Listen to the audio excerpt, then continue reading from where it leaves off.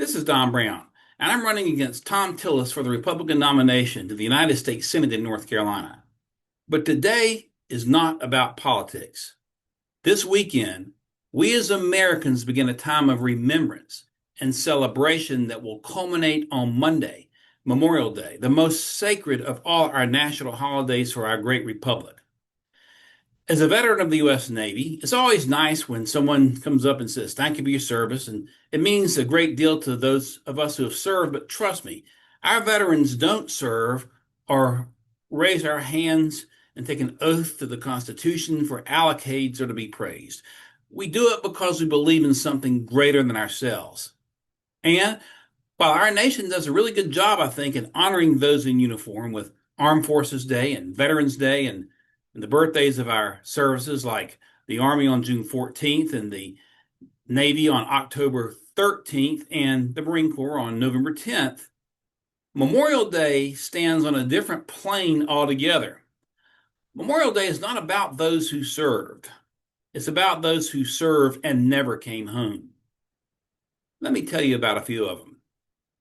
On August 6, 2011, 30 Americans, including 17 former Navy SEAL members from SEAL Team 6 or DEVGRU, were shot out of the sky in Afghanistan aboard a Chinook helicopter called call sign Extortion 17. This was the largest loss of life in the Afghan war and the largest single loss of life in the history of the United States Special Forces.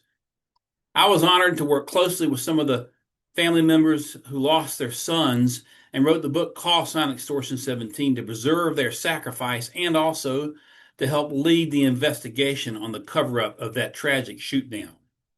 10 years later, in August of 2021, during the chaotic withdrawal from Afghanistan, 13 brave Americans gave their lives at Abbey Gate in Kabul. Their names are forever etched in the memory of this nation. Over the course of the global war on terror for more than 20 years, America lost more than 7,000 sons and daughters in uniform. And while the headlines from that war have now largely faded, the pain in the hearts of their families has not.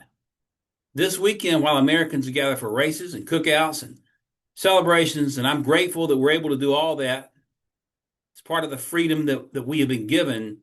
Let us also remember that Memorial Day is the most hallowed of all American holidays.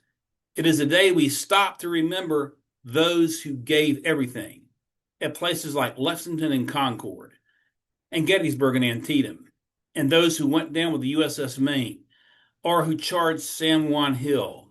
We remember those killed in the Argonne Forest, killed at Pearl Harbor, at Midway, Normandy, and Iwo Jima. We remember those who froze at the Chosin Reservoir in Korea and bled on the Tet Offensive in Vietnam.